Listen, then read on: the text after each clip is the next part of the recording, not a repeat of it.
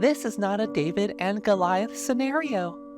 This is a Goliath and Goliath scenario, and the outcome will likely mean that everybody loses. When it comes to legal cases, they set precedent, which means that other legal cases are likely to follow the outcome. In this case, whether you believe in DeSantis or you believe in Disney, the ramifications of this case are either a corporation could take on the government and win, or a government can force their way through anything and win. Both of these are that a big entity can win by taking legal control.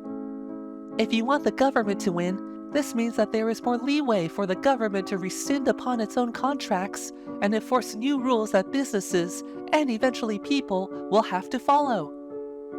If you want Disney to win, this means that Disney and the other corporations can overrule the government and set themselves with rules and regulations that the government can't stop. If one wants to consider the context, Disney was given the ability to be its own government. It could build and tax without any need to check with Florida. Because of a culture war, DeSantis wanted to strip Disney of their special exemption, and the Florida legislature, in alignment with DeSantis, voted to strip Disney. Then DeSantis installed his own board to run that tax area, but before the DeSantis board could come in, the previous board set up a legal loophole that made the DeSantis board completely useless.